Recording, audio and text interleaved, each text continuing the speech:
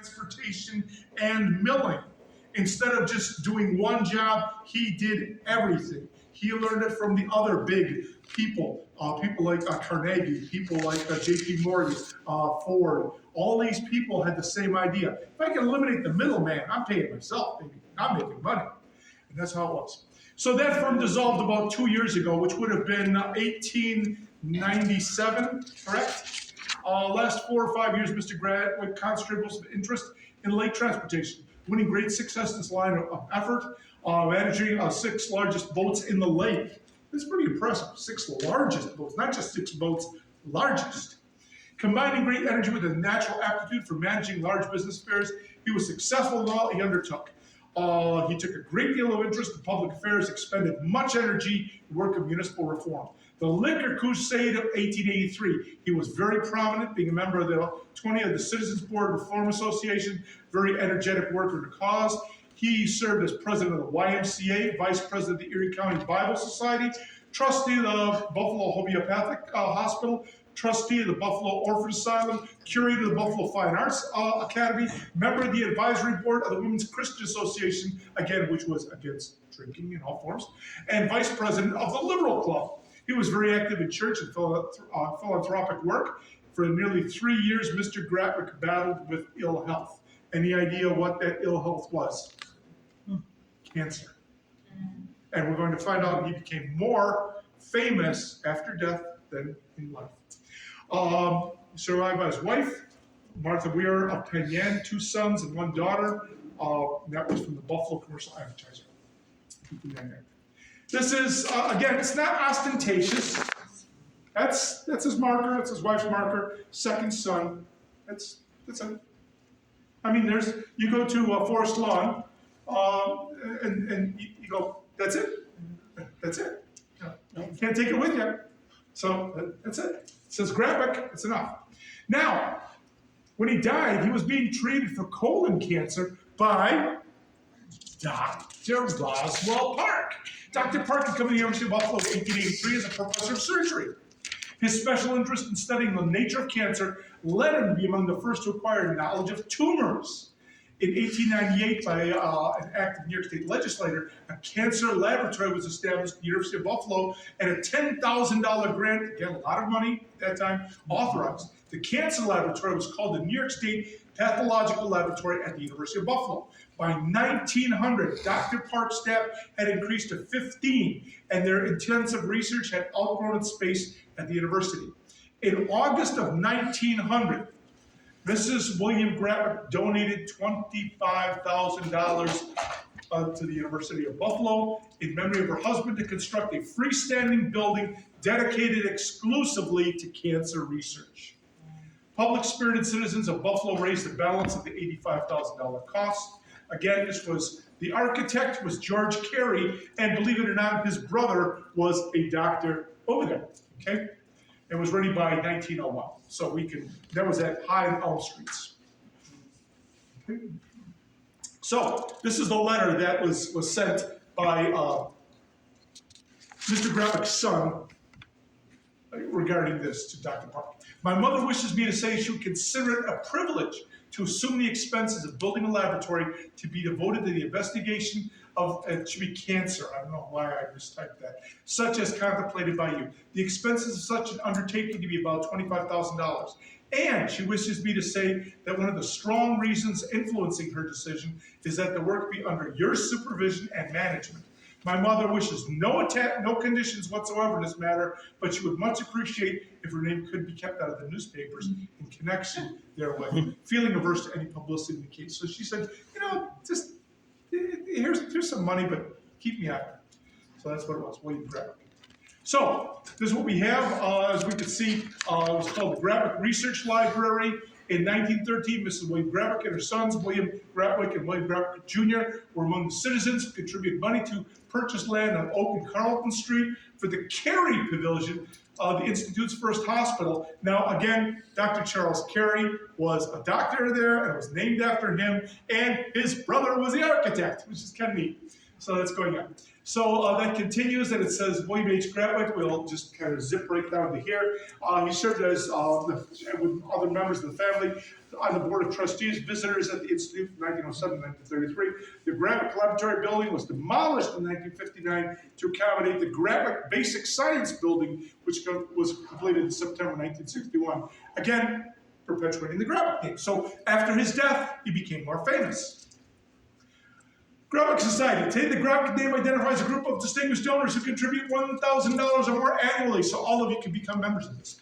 Annual to Roswell Park Cancer Institute to support areas of research, education, and patient care in the same generous spirit of the Gratwick family's original gift in 1900. So if you give more than $1,000 a year, you become a member of the Gratwick Society. Today, Roswell Park is remembered as a founder of the world's first cancer research institute. However, he goes much beyond that. He was a pioneer in neurosurgery. Became one of the first American surgeons to successfully treat spina bifida, a serious birth defect.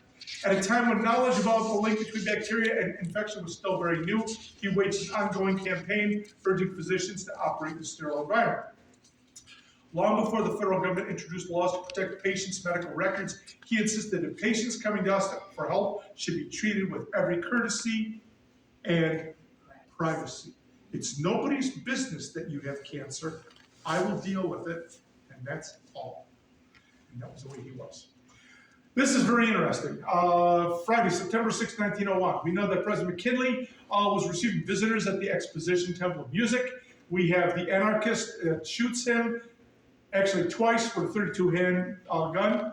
Dr. Roswell Park, who had extended experience in treating trauma and abdominal wounds, would have been the clear choice to perform surgery on the president. It was not the fair the day of the shooting. As fate would have it, he was in Niagara Falls performing neck surgery on a lymphoma patient. Later years, one of the surgeons assisting Park recalled that a messenger ran into the operating room to announce that Dr. Park was wanted urgently in Buffalo. Don't you see that I can't leave this case, even if it were for the President of the United States? Park replied. Doctor, it is for the President of the United States. When he went back to the hospital, he noticed that the doctor who was assigned to the case was actually an obstetrician. Had never dealt with wounds whatsoever, never dealt with trauma. The other doctors who were helping him didn't bother washing up, cleaning up, or anything.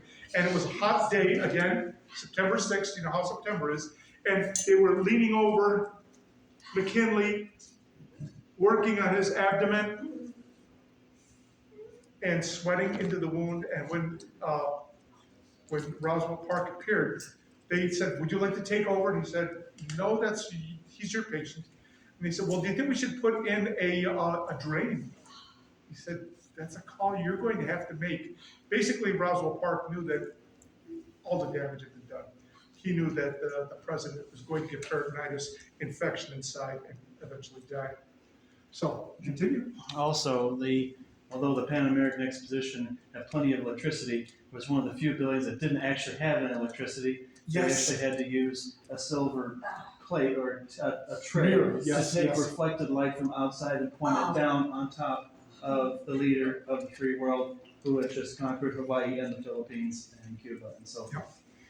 Yeah. So right there, it says, after Dr. Park's death in 1914, which I did not know, so thank you, Justin, appreciate that. Buffalo physician Charles Stockton wrote that Park's inability to save the president was almost overwhelming disappointment, one from which he suffered keenly while life remained in him. So the rest of his life, he felt terrible.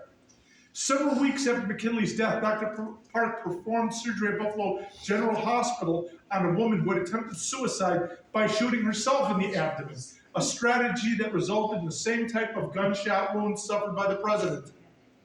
The woman lived. See, right doctor, right result. That, again, Roswell Park, that's what it looks like today.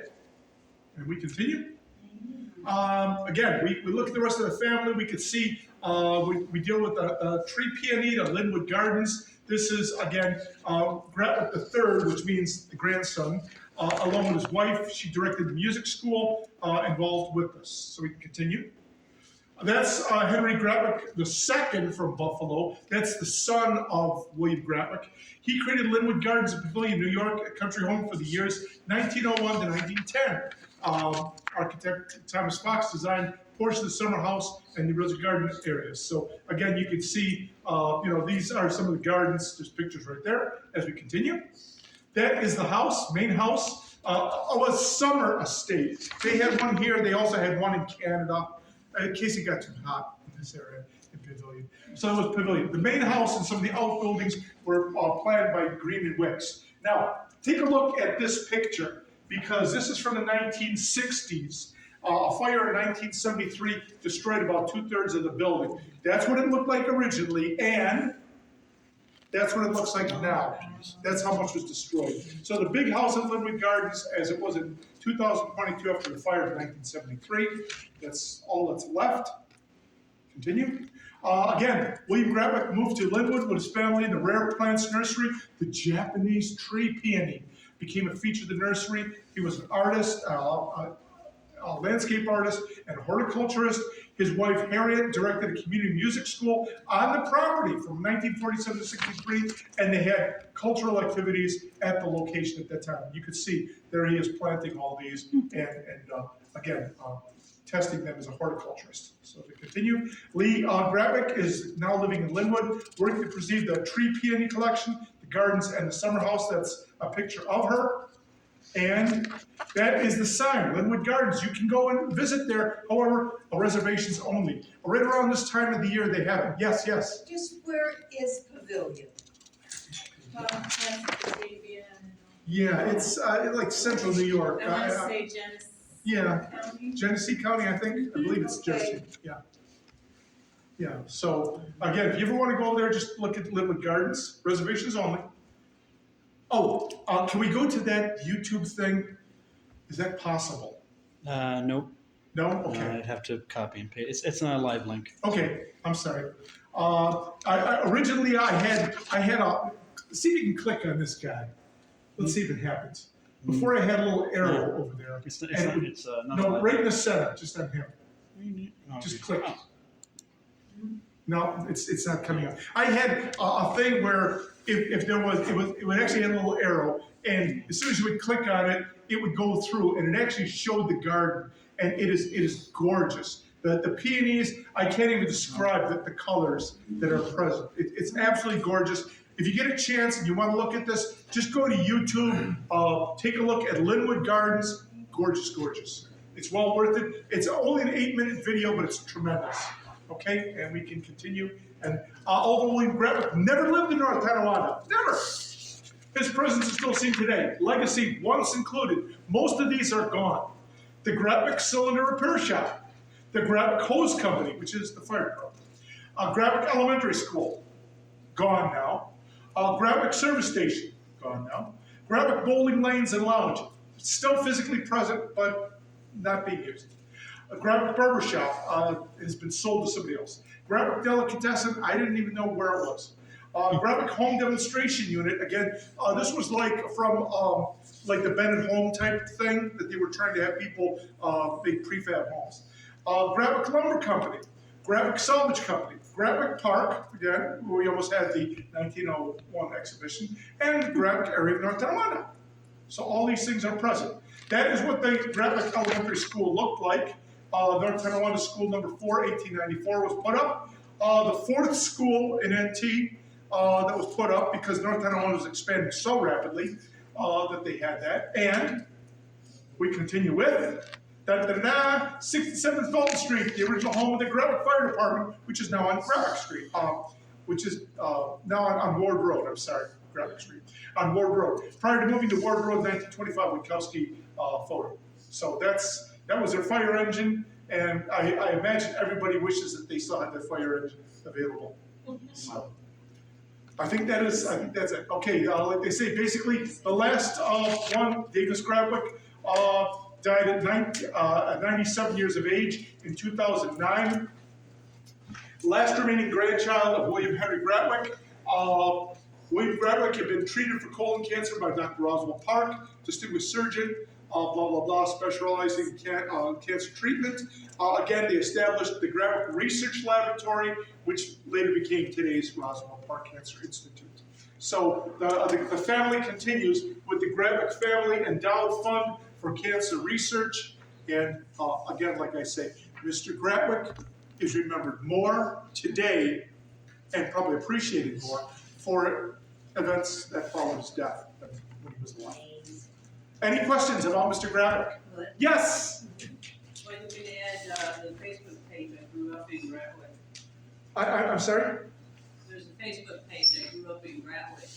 Yes, there is. Yeah, and it's very popular because there's a lot of people over there. And a lot of people. And a very tight community, it really is. Yes? And actually, before North Tonawanda expanded their city limits, Gratwick was part of the town of Wheatfield. Oh, yeah, well, so was North Tonawanda. Yeah, but that Yes. was previous to that. Yes. So, yes, definitely. When the People, city like line, they said, nobody would go out that far into the wilderness. Why would anybody go out that far into the wilderness? So, like I said, where Gratwick had his planing mills and everything else, that whole area was considered wilderness. No one how would be there. quickly did the area expand? Because my grandfather came here from Yonkers, Watertown, here, because of Buffalo closed. Right. Now, when did Buffalo close? When did it close? No, when did it open? This would have been 1910. Oh, it was open before that because you had the steel mill, again what they called Ironton, and they were making what they call pig iron and some other things. And then from that, then they got some steel, and then they would turn that into bolts. They would cut bolts. So they had, again, with the German citizenry, they had a lot of people who had skilled labor. So they were using that labor. If Gratwick didn't use them, they used it over here. And those people were making bolts. And you had to be very precise because there's nothing worse than you get a bolt and it's not going to go on.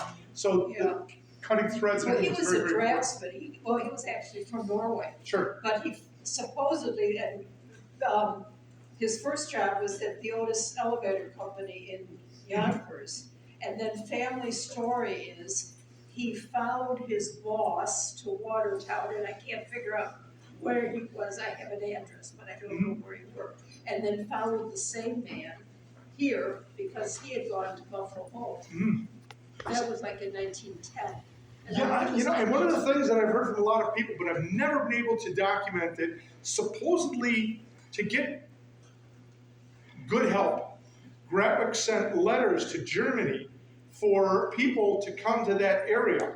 I've never been able to find a letter or any documentation, but supposedly he said, come on over here, we have homes for you, we have all this transportation, we have all this wonderful education, everything. They even had their like I said, they had their own store, they had their school that they started, everything. So it was phenomenal. I've always wondered, because I live near Rui Road. And when you travel Rui Road, it curves and everything. Right. And I wonder if that was sort of like a path where the Martinsville people, who weren't working in Wurlitzer, headed to Gratwick. It would make sense. It would make sense. Because then they could just go straight down and then cut across to Whitmer later on. Yeah. Come right across. No, Joe, thank you so much again for everything tonight. It's wonderful. Go ahead, ask. I promise I won't bite.